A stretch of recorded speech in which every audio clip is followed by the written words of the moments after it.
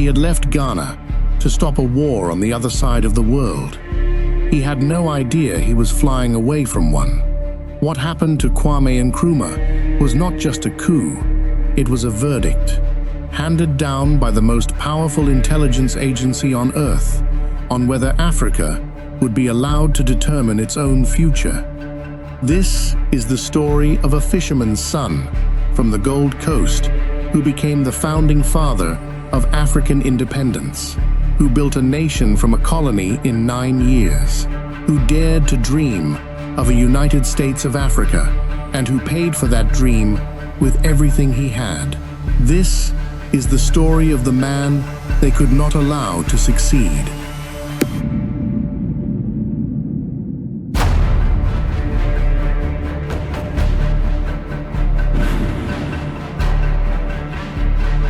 September 21st, 1909.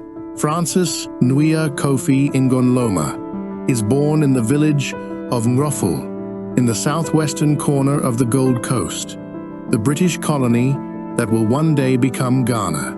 His mother, Elizabeth, is a petty trader, his father, a goldsmith. They are not wealthy, they are not powerful. They are, in the language of empire, subjects. People whose lives are administered by men in London who have never seen their faces. He is given the name Kwame, born on Saturday in the Akan tradition. And from the beginning, those around him notice something. The boy is watching everything, listening, filing it away. Gold Coast in 1909 is one of Britain's most profitable African possessions. Its cocoa, grown almost entirely by Ghanaian farmers, supplies a significant portion of the world's chocolate. Its gold, its timber, its minerals flow outward to Britain. The profits flow inward to London. The Gold Coast gets roads, built to carry goods to the coast, schools, built to produce clerks who can administer the extraction. The entire infrastructure of the colony is designed with the efficiency of a machine, and like all machines, it has no interest in the humanity of its parts. Nkrumah is bright, ferociously, obviously bright. His teachers recognize it. He wins a scholarship to Achimota School, the Gold Coast's premier institution, founded by the British partly to train a class of educated Africans who would be loyal administrators of the empire. The British intended Achimota to produce servants. It produced Nkrumah. In 1935, Nkrumah leaves the Gold Coast for the United States.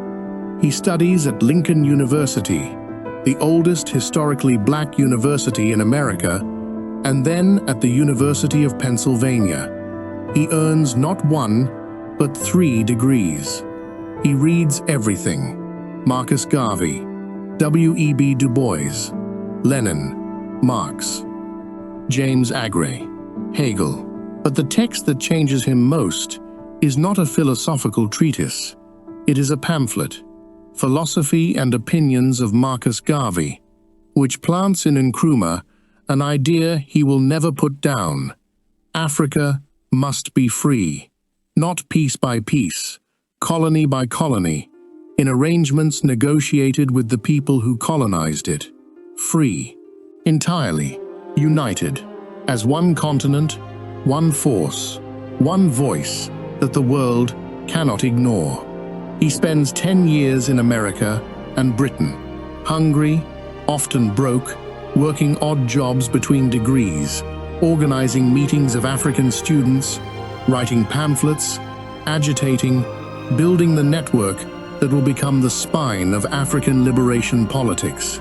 Then, in 1947, a message arrives from home. The Gold Coast's leading political organization wants him to come back, to organize, to lead. He boards the ship. The Gold Coast will never be the same. Nkrumah arrives back in the Gold Coast in 1947 as General Secretary of the United Gold Coast Convention.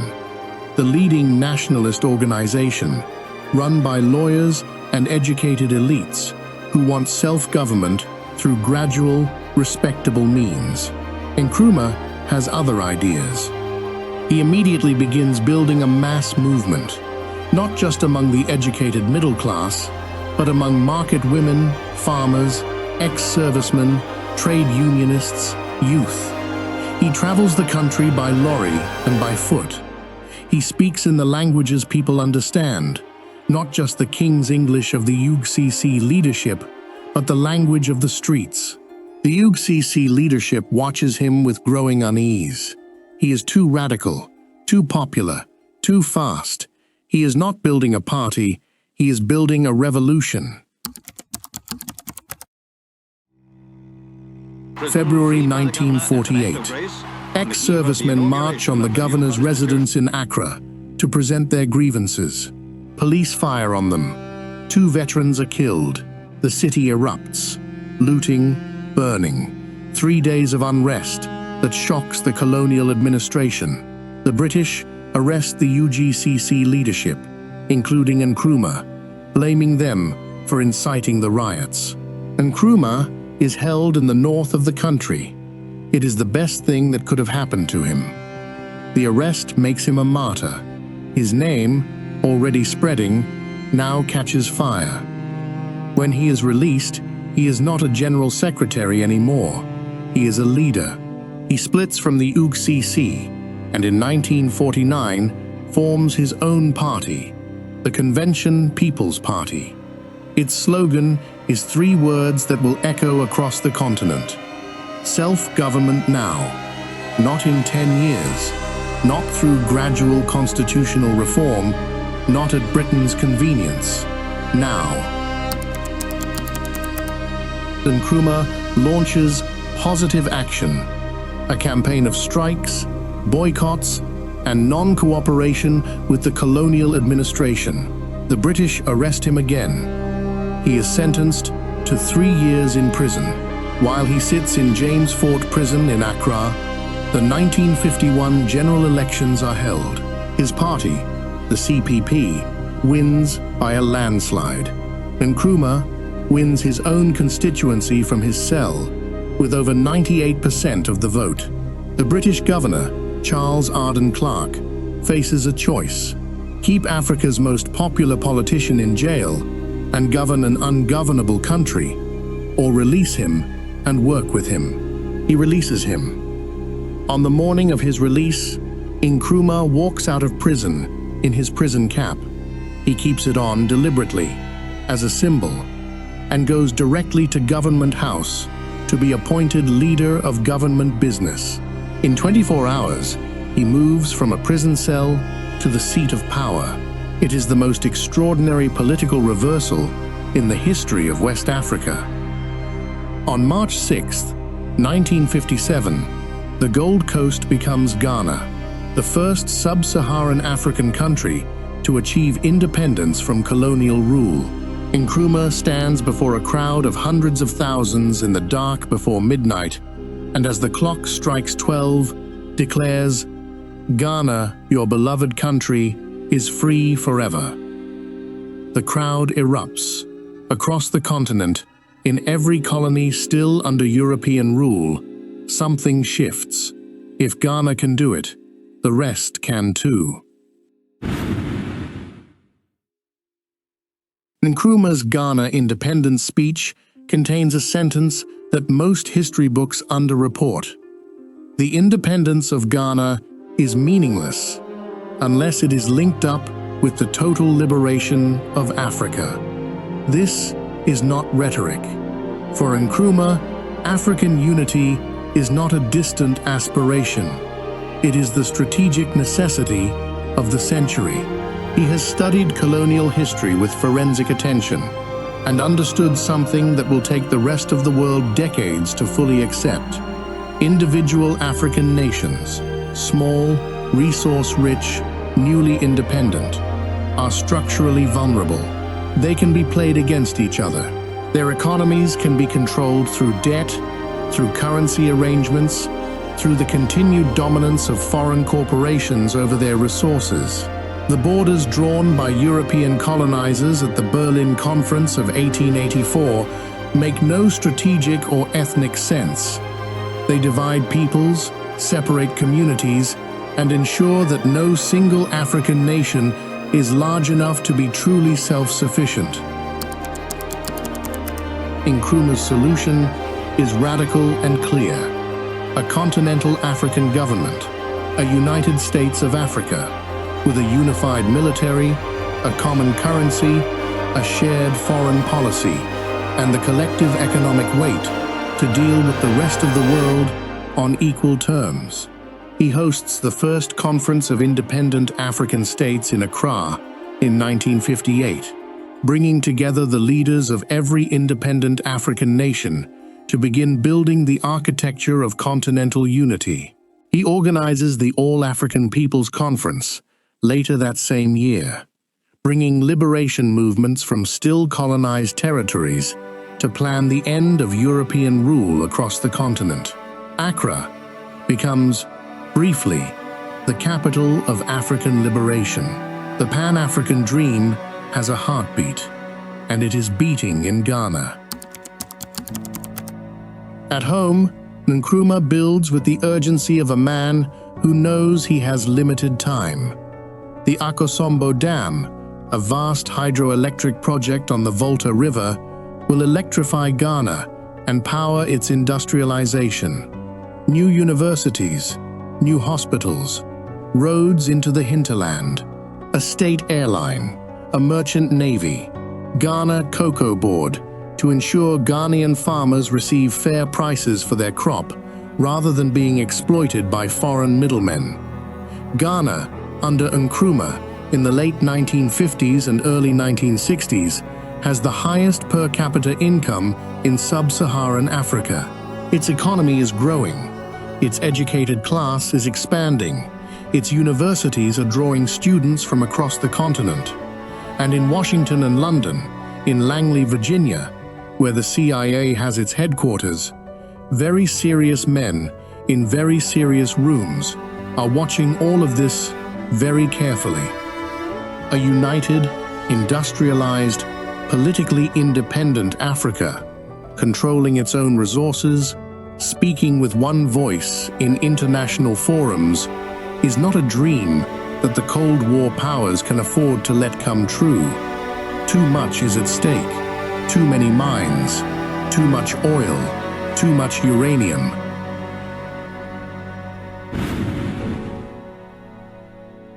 To understand what happens to Nkrumah, you must first understand what Washington saw when it looked at Africa in the early 1960s. The continent was decolonizing at speed.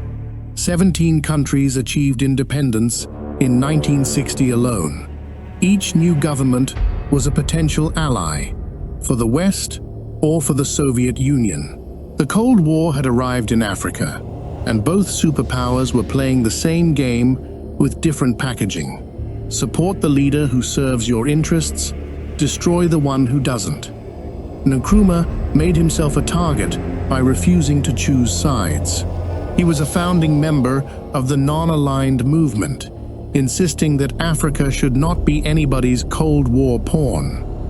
He accepted economic assistance from the Soviet Union for the Akosombo Dam when the United States tried to use its financing as political leverage. He wrote a book, Neo-Colonialism, The Last Stage of Imperialism, which argued that the real control of Africa by Western powers had not ended with independence. It had simply become invisible.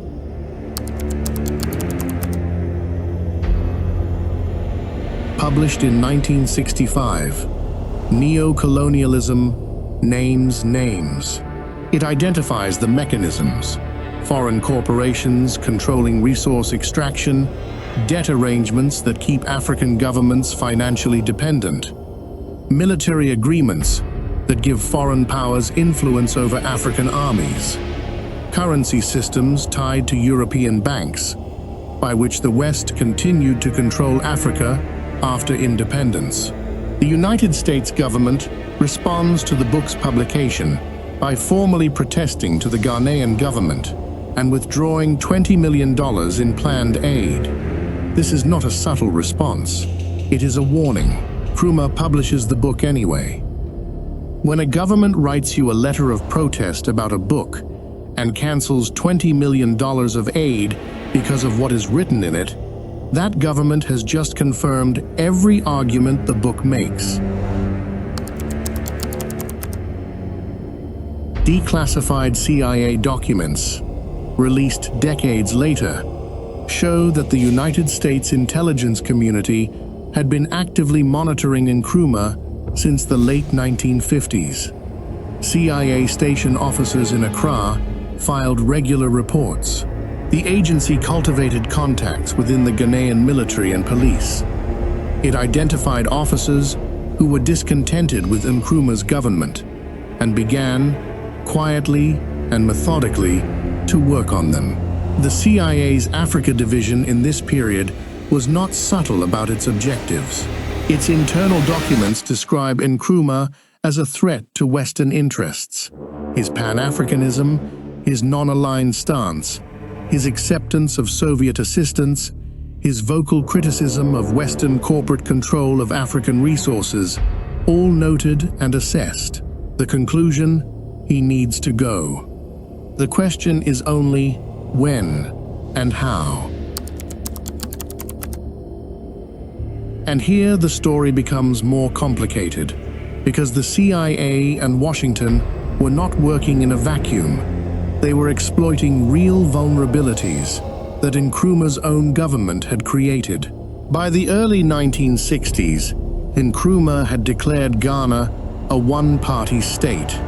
The Preventive Detention Act, passed in 1958, allowed imprisonment without trial for up to 5 years. Hundreds of political opponents, including former allies, were locked up under it. Trade union leaders who challenged him, journalists who criticized him. The very people who had marched for independence alongside him now found themselves on the wrong side of his security apparatus. His cult of personality had grown to uncomfortable proportions. He was called Osagyefo, the Redeemer. His face was on the currency. His statues stood in public squares. A man who had fought colonialism's dehumanization of African people was now presiding over a system that dehumanized his own citizens. This is the tragedy at the heart of Nkrumah's story, and it must be spoken plainly. The CIA did not create Ghana's political prisoners. Nkrumah did. The CIA exploited that, used it, amplified it, pointed to it as justification. But the prison doors were opened by Nkrumah's own hand. The economy, too, was straining. Cocoa prices on the world market had collapsed. A vulnerability Nkrumah's state-led industrial program had not been able to buffer. Ghana was running up debt. Austerity measures were hitting the urban population, who had been his most loyal base. And in the barracks, the CIA's contacts were listening, and talking, and planning. February 24th, 1966. Nkrumah is somewhere over the skies of Asia when the coup begins in Accra. It is swift, coordinated, and professional. Military and police units move simultaneously on the seat of government, the broadcasting station, and strategic installations across the city. The Presidential Guard resists, briefly, bloodily. Within hours, it is over. The coup leaders call themselves the National Liberation Council. Their stated reasons: economic mismanagement, authoritarianism, the cult of personality, the suppression of political opposition. All of these are real. None of them is the whole story. In 1999, 33 years after the coup, the CIA's former Africa Division chief, John Stockwell, had already spoken publicly about CIA involvement in destabilizing Nkrumah's government. But more significantly, declassified State Department and CIA documents from the period reveal the extent of American foreknowledge and involvement. A CIA memorandum written days after the coup states, with a satisfaction it does not bother to conceal, that the coup was a fortuitous windfall. Another document acknowledges that the CIA had been in contact with the coup plotters prior to February 24th. The US ambassador to Ghana was informed of the coup before it happened. American military advisors had contact with the Ghanaian officers who led it. Fortuitous windfall. That is the language of men who got what they wanted without having to admit they wanted it. The new military government immediately closes Ghana's Soviet and Chinese diplomatic missions. It cancels Nkrumah's non-alignment policies. It reopens Ghana to Western investment on Western terms. It releases political prisoners while jailing Nkrumah's allies. The Akosombo Dam, built with Soviet financing and Ghanaian labor, remains. But the political architecture of Pan-African independence that Nkrumah had spent his life constructing is dismantled within days. In one morning, without a single vote being cast, the United States got back the Africa it wanted, open for business, aligned with the West, and no longer troubling anyone with talk of continental unity or African sovereignty. Nkrumah's plane is diverted. He is denied landing rights at home. He eventually lands in Conakry, Guinea, where President Sékou Touré, one of his closest allies, receives him with extraordinary generosity, naming him co-president of Guinea. It is a dignified exile. It is still exile. He never returns to Ghana. From his exile in Conakry, Nkrumah writes some of his most important political texts: Class Struggle in Africa, Handbook of Revolutionary Warfare, Challenge of the Congo. He is not a broken man. He is a man on fire in a body that is failing him. He writes letters to African leaders. He maintains contact with liberation movements still fighting for independence across southern Africa, Zimbabwe, South Africa, Mozambique, Angola. He sends what resources he can. He argues endlessly that the liberation struggle is continental, that freeing one country at a time within the colonial borders serves the former colonizers more than it serves Africa. Before the coup, in 1963, Nkrumah had achieved something that deserves to be recorded as one of the great diplomatic accomplishments of the 20th century. He was the principal architect of the Organization of African Unity, the OAU, founded in Addis Ababa on May 25, 1963. 32 independent African nations gathered for the first time as equals, signing a charter that committed them to the sovereignty and territorial integrity of African states, the eradication of colonialism, and the principle of African solidarity. It was not the United States of Africa that Nkrumah wanted. It was a compromise, a looser organization that respected national sovereignty more than continental unity. He accepted it because something was better than nothing, because the architecture of unity, once built, could be expanded. The OAU became, in 2002, the African Union, the body that today coordinates African diplomacy, peacekeeping, economic policy, and the continental response to crises. It is imperfect, under-resourced, and often frustrating. It is also the direct institutional descendant of Nkrumah's Pan-African vision. Every African Union summit happens in a building whose foundations he laid. They removed him from Ghana. They could not remove his idea from Africa. The African Union exists because Kwame Nkrumah refused to accept that a continent of 1 billion people needed to be governed by someone else.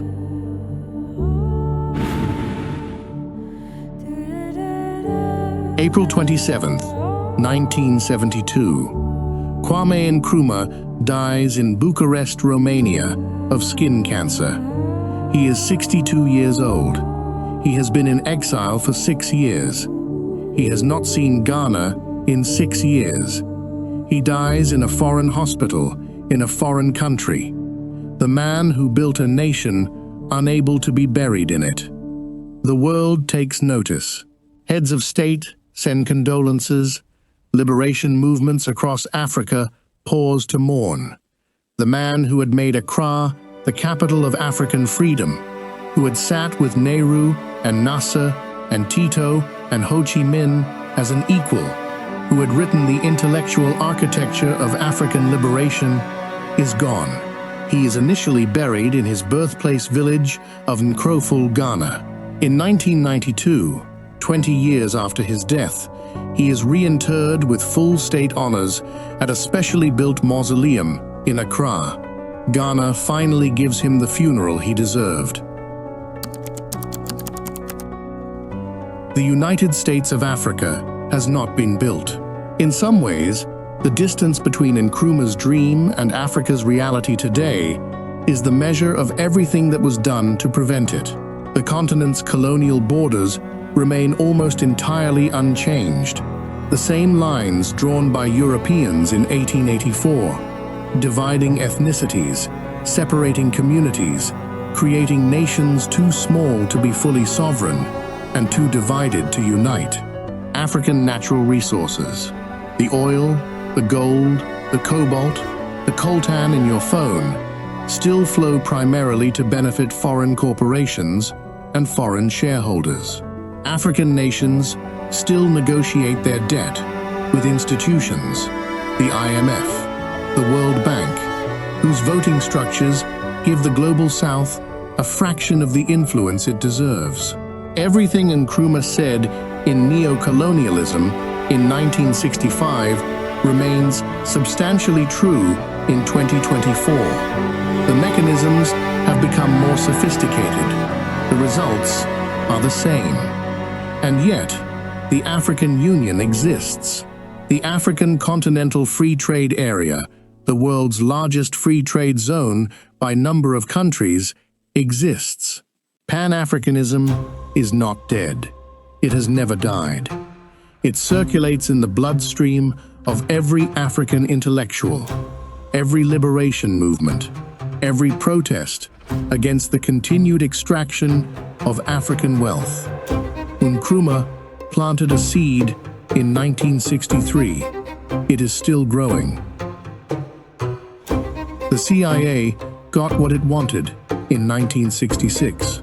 Nkrumah was removed. Ghana was returned to the Western orbit. The Pan-African project was set back by a generation. But here is what the CIA did not understand, and what every empire that has ever tried to bury a man's ideas does not understand. You can remove a man from power in a single morning. You cannot remove an idea from a continent in a single century. Kwame Nkrumah is gone. His question, when will Africa be truly free, is still being asked by everyone, every day.